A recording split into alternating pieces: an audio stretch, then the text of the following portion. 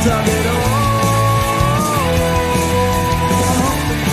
I get lost in the moment and let the moment slip away. There's something about the words you say, I hear them when you're not around. And there's something about that look in your eyes and your voice's sound. Well, we can leave this town, pretend that that's the problem, and we can live without, or we can live without. And then you tell me, someday it's alright with me. I'm always the last one to notice you're all.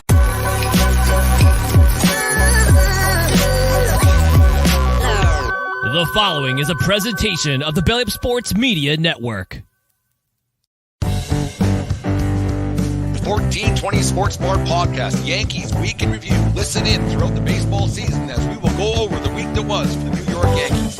We'll talk about what went right, what went wrong this week, this day in Yankees history, Yankees birthdays, and predictions of what the Bronx Bombers record will be at the end of the upcoming week. It's 1420 Yankees Week in Review, the Yankee Tavern North, brought to you by SeatGeek. So put on your pinstripes, grab a beer, and let's get it.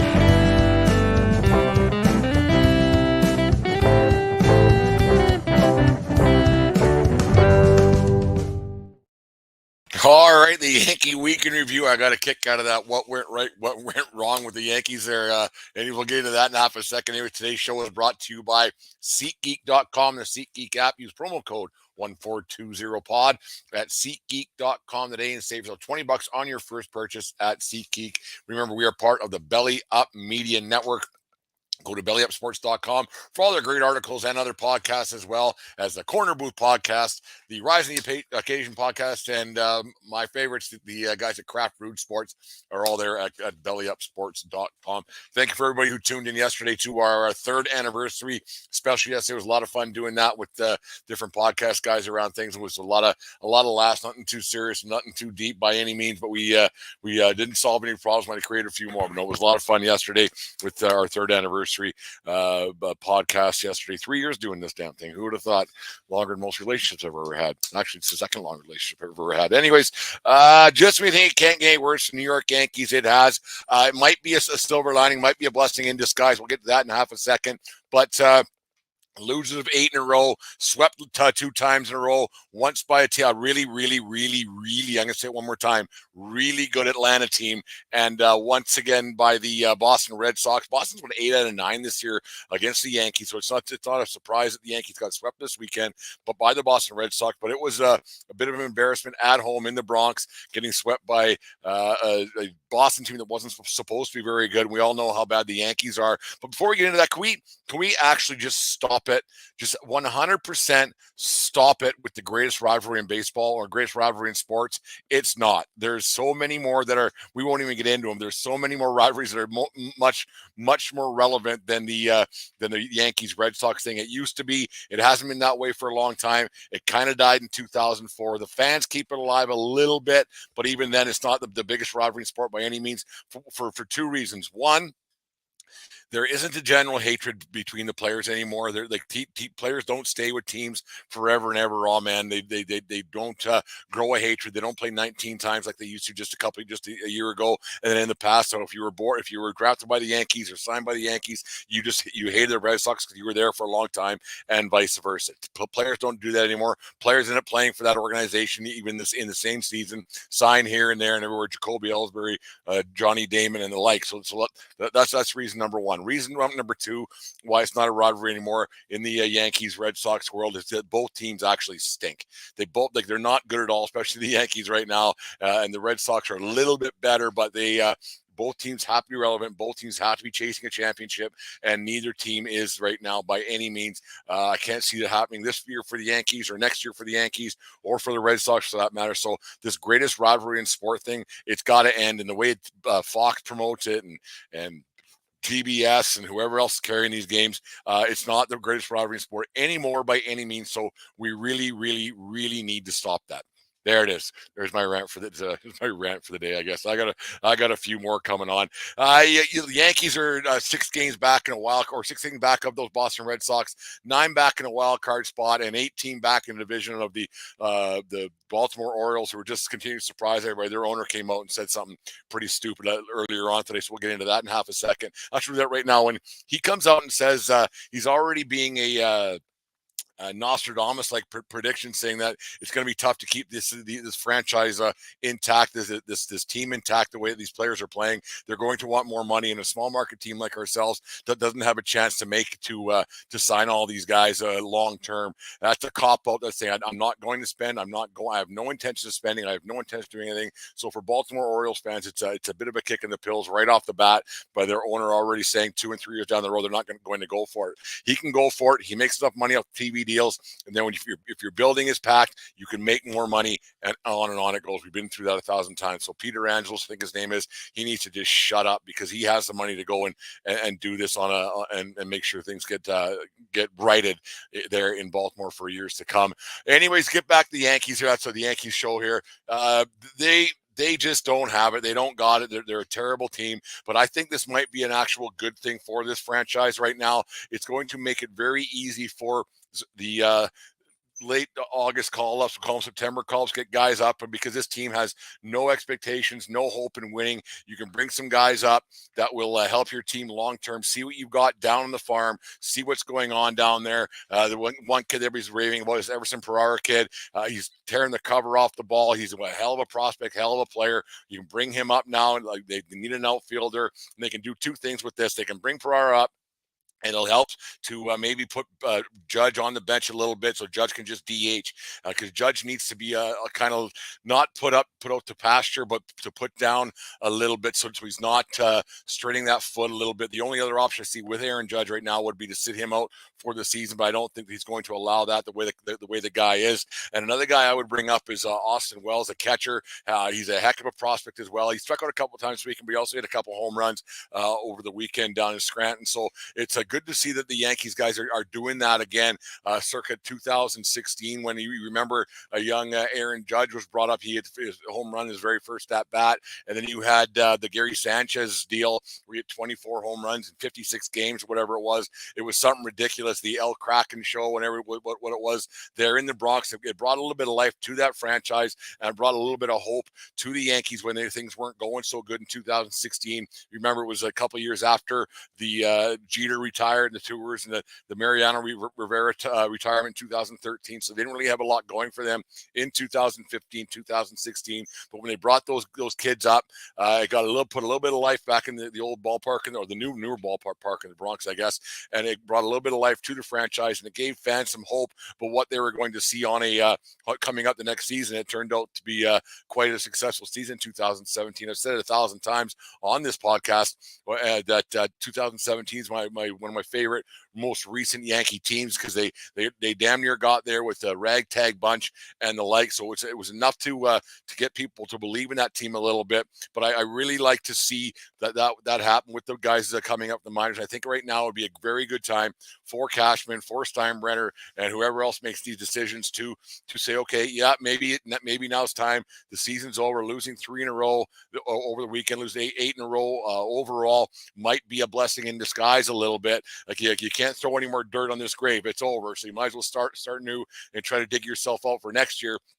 Because anybody who's still holding on to the thought that this team's going to a playoff spot or wild card spots out of their freaking mind. I didn't swear yet. It's only 3:09 in the afternoon here in beautiful Lethbridge, Alberta, Yankee Tavern North. But it was a blessing in disguise to see your team burn out like that and fade away instead of holding on and hanging on and pretending. Now there's no way that anybody can possibly say that this team is right there and this team is only a player or two away from doing anything. And losing this many games in a row. It's too bad that they weren't playing Tampa next. They got the Washington Nationals next, and the Nationals, who are actually closer to the playoff spot right now than the Yankees are, if you can believe that, by I think half a game or a game. But it's still, the numbers don't lie.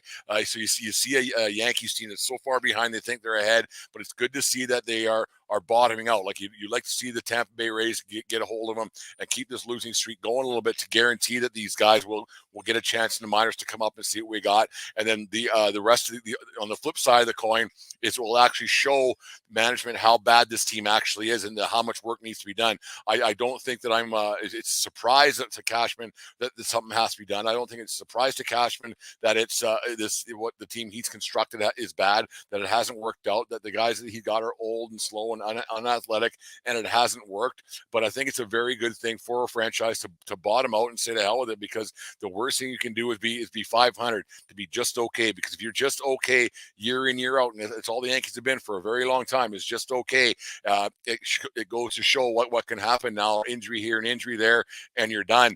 Like it's been a tough go for the Yankees for quite some time, but the future is now. And to quit talking about the chase for 28 and the 27 World Championships and being that Yankee fan. That's my term for fanboy, apparently. The Yankee fanboy who keeps pressing for that chase for 28 and on, and we have this many championships. It means nothing. It means absolutely nothing. The future is now for this franchise, for this team to do something and to move forward.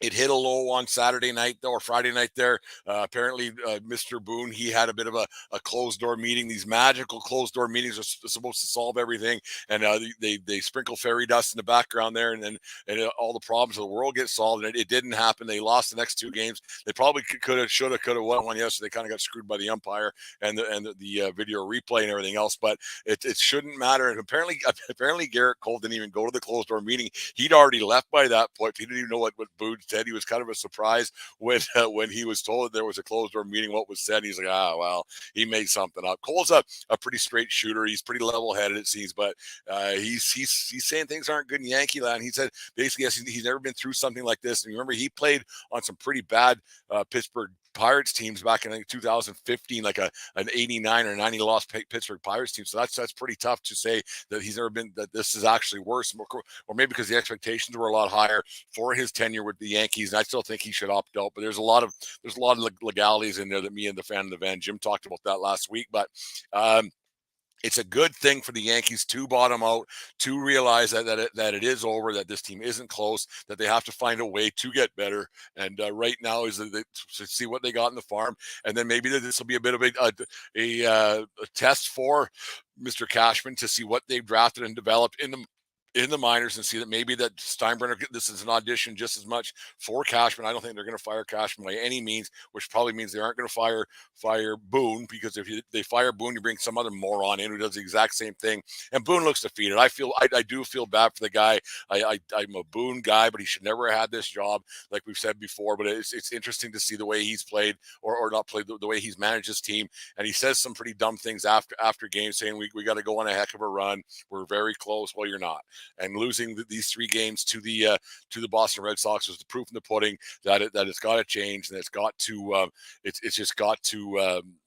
it's got to be an organizational alteration, right? And that starts at Cashman. Whether that's going to happen or not, who knows? But it's something that's got to change. And like losing more at this point in the season is I think, for a Yankee fan, just go and watch the games and enjoy them, because it's not doing you any good to say to go and get this guy and go and get that guy and make things happen. Because right now the organization's broken. It's not in a good spot. Like they apparently Hal and Boone and Mr. Cashman got together last week, and they just said that it's been a disappointing year. They're like, no shit, Sherlock. And it hasn't. Things have not gone well. It's not going to go as well as expected. And they had some guys down in the minors ready to go, and then nothing changed through this next 8 games. So they had a chance to do something over this last 8 days, to make some changes, to bring some guys up from the minors, but they just didn't do it. There's always a reason in the Yankee land. There's always something going on, but it's disappointing to see that they didn't do anything. And this goes back to the trade deadline, when they stood put and they said nothing in there. And for Cashman at the trade deadline to say we're in it to win it, like he's a freaking grade 9 cheerleader leader or whatever the heck they're called, the guy who does the clapping in the chair, and in it to win it, like in some stupid girls softball chant. It's a bad look look for the Yankees and Cashman to not get something done and not even make an attempt at the trade deadline. And that should have told the Yankee fans that this is what the team was going to be. And then to not bring up anybody up from the minors and sticking to your guns and sticking with what you got. It was a very prevalent thing that this Yankee team was not going to do anything throughout this season. It's been a disappointment. You could just wipe it down, say throw it away, and hope for the almost hope for the worst at this point, so things actually get worse. And that's one thing I think we can, as Yankee fans, I think that's something we need to hope for a little bit, to see if it can get worse, because that's the only way I think it's going to get better. If you just try to keep hanging around, it's not ever going to get better. The first thing I would do if I was put in charge of this disaster, and something I could do, is I would DFA Severino, Luis Severino. I think he had so much potential at one point. Things just haven't worked for him. He's a self-proclaimed worst pitcher in baseball, so he said it himself. So maybe it's time to go. When they threw him out at the Wolves on last Tuesday or Wednesday night, I think it was, when he was pitching for against the Atlanta Braves, you knew he was going to lose. He didn't have a bad outing, just not a good outing, like one of those deals. So they keep throwing him out there, and I think it's just time for them to say, you know what, say goodbye. We're done with you. You're a serviceable Yankee. Things just haven't worked out in the last couple of years. The game has passed you by a little bit, and say goodbye. You're not going to re-sign him next year. There's no way you're going to bring him back next year. So why not just get rid of him and put him on the DFA, see you later. That opens up a spot in the 40-man to bring up one of these younger guys, and they can get these guys going a little bit, and that'll help out, and it'll put him out of his misery, and it won't be one of those things where you're behind by, you got to score a touchdown after the first inning because you're down 7 or 8 in the first. So I think it's a good thing if they got rid of Severino right now, and open up that roster spot and say thanks but no thanks, and just pay him out whatever it might be for the rest of the year.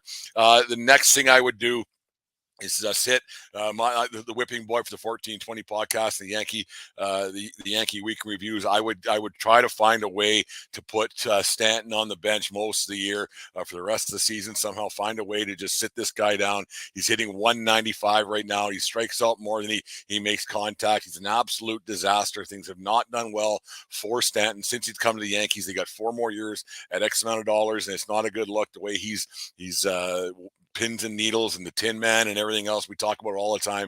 But they need to find a way to sit him. He's 195 batting average. He's going to be constantly hurt. His legs, everything else, he doesn't seem to have it. He's an embarrassment to the game of baseball. He's an embarrassment to the Pinstripes, and they got to find a way to get him on the bench. Bring up Pereira, have him play in the outfield full time, then have Judge DH. So that just basically gets rid of the Stanton spot in the lineup. It's an automatic out. So he's a piece in the lineup that doesn't work, and he needs to go away. Find a way to get rid of him. He's an embarrassment to baseball. I think that would be a favor to him if he wasn't playing anymore, because the embarrassment he's become, it would help out the team, and it would help out Stanton's psyche. And the one thing you got with Stanton is that no matter what, like, you're going to try to get rid of him, but how are you going to get rid of a guy who makes that much money and doesn't hit? So you need to showcase him a little bit and say he's got something. Say, yeah, we'll pick up $10-12 million of his contract next year, or over half, or whatever it might be. But the thing is with Stanton, is that everybody knows he strikes out a lot. Everybody knows he can't run. So if you put him out there anymore this season, and he proves it more and more and more that he can't run or hit or do anything anymore, and he can't play the field because he's always hurt, that just exposes how much of a weak link he is. So you can't leave him in the lineup, but also you do want to try to win a few games when these young kids do come up. But having him in the lineup guarantees that these young kids can't play. So it's a catch-22 with the Stanton situation. But I think for his psyche and the Yankees' psyche alone, I think it's time for him to sit in the bench a little bit more in this last 40 games or 45 games this season, and say thanks, bye, see ya. Like I said, not showcasing him, it's going to be a bad thing and a good thing. I don't know. It's such a catch-22 with that guy.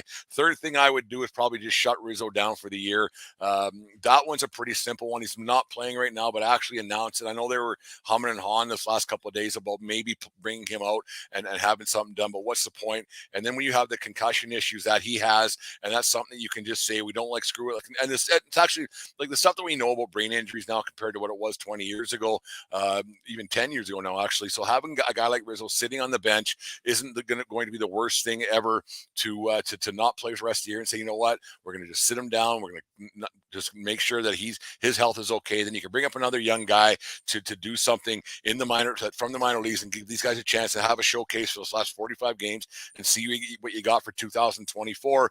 just like they did in 2016. So it's one of those things that you could, it's one of those things that you can really do to help your team out and see what you got. And I don't think, like, you don't want to see your team lose. You don't want to turn on your TV or go to games to see your team lose, because nobody wants to pay tickets to see that. But I think there is a light at the end of the tunnel with your younger guys, and there is a situation you could have where you can say, okay, this is what we have to look forward to next year. Like I said, 2016 into 2017, you got a little bit of a sneak peek with those guys. Yes, they went and picked up some free agents that really helped that 2017 team, but it was the young guys that made it exciting. It was the young guys that brought life back to the Bronx and to the Pinstripes, and they damn near pulled one off out of nowhere. So could they do it again? They got a few more guys that they need to get rid of. One guy that I would bring up Austin Wells for sure to be the catcher. He's the guy of the future for sure. And then send Ben Rortvedt to the island of misfit toys. That guy is an absolute disgrace to the game of baseball. He hasn't played much for the Yankees, and I shouldn't be so hard on a guy who doesn't get many at bats. So it's one of those things that he just didn't work out here because of injuries. Got traded here last year. It didn't work out because of injuries and the like. So it's too bad that you don't know what the potential of the guy could have been, but that's baseball, Susan, and that's the way things go. But Rortvedt, like yesterday when he was at bat in the ninth inning there, the bottom of the ninth. Did anybody have any hope that guy was going to get a hit and tie the game up for the Yankees? No. Everybody knew what was going to happen. Of course, he didn't get a hit, and that was it. So. You got guys like him that are hitting 0.95 in the lineup.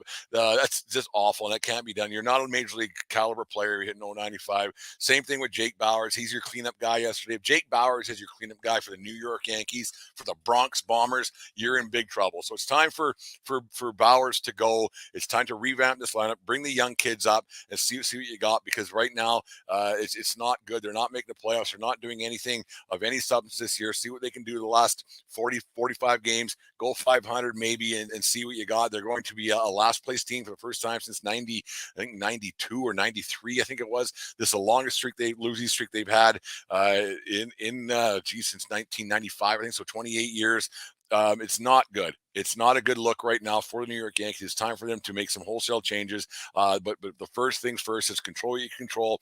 Don't look at the past. Don't say that the analytics have worked. Don't talk about the success that Cashman allegedly had back 25 years ago, because that's over. And that chase for 28 is yes, you wanted to chase 28, but you got to forget about the other 27. They don't matter. They don't matter at all. Today's game or tomorrow's game matters, and the rest of the season matters for next year. Not this year so much, but for next year. And it's something that they really got to get done.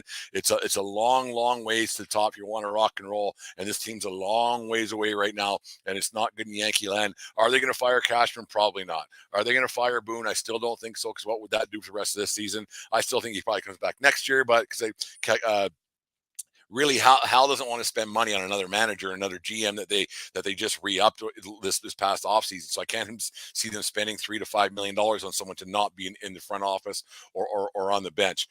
Is Boone the problem? Partially. Is it Cashman's fault? More, because it's his roster construction and his decisions that made this team. It's his nerds that are running the organization with the analytics that they got. So bad analytics guys, they strike out too much, and on it goes with this Yankee team. So something's got to be done. Something's got to be done soon, and bringing these guys up in the minors and giving them a shot 2016-ish and seeing what they got for the future is imperative for this franchise moving forward from this point on, or else you'll have the exact same thing next year. If you keep running it back and running it back, you're going to see how bad it's going to get. And it's gotten really bad.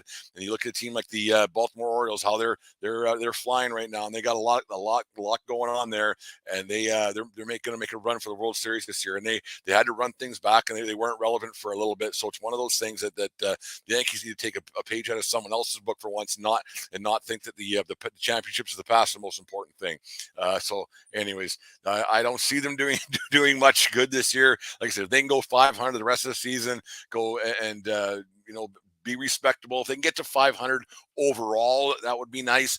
But you can't see them doing any more damage. It's going to be a tough thing to watch for the last month and a half of the season, and then you just move on to next year. And I think next year starts right now. That's anyways. There's my little rant for the day about the New York Yankees. Anyways, little word from our friends at SeatGeek. The foul baller. If there's a ball that's gone foul, he's gone to get it.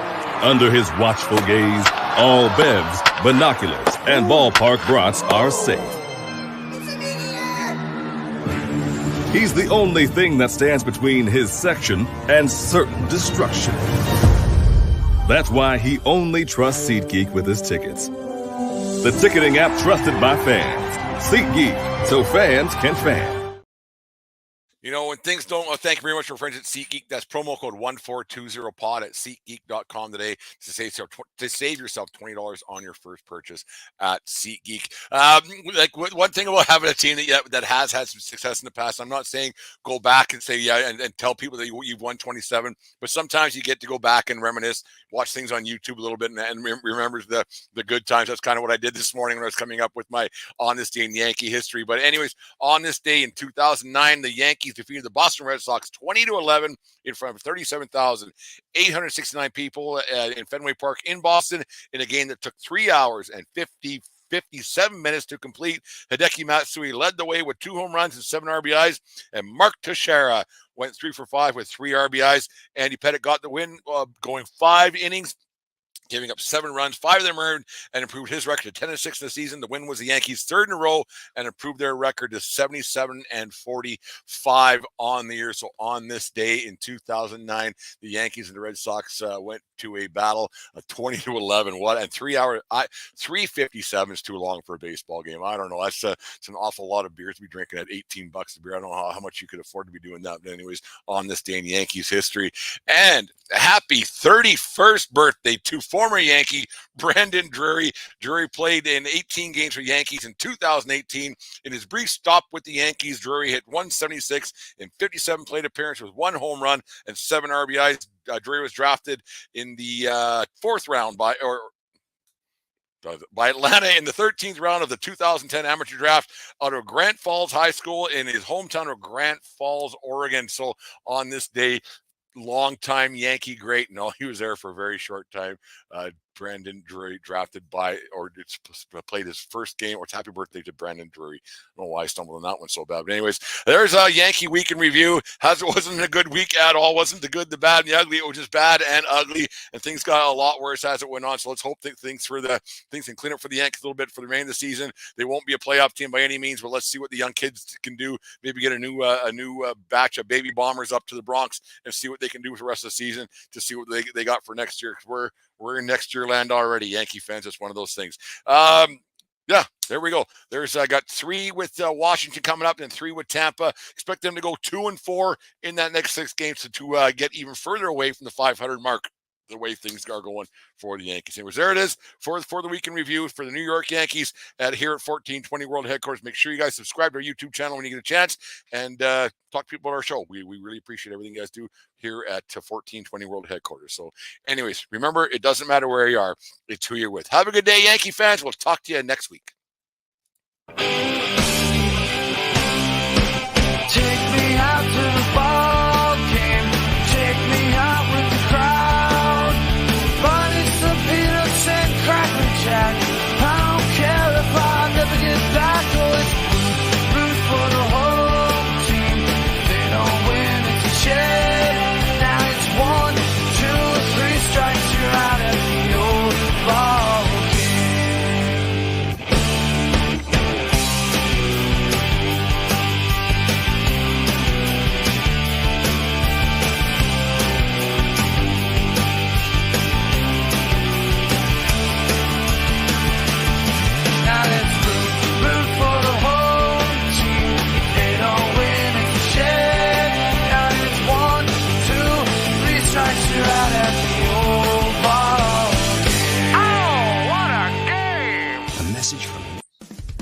Just listening to the 1420 Sports Bar Podcast.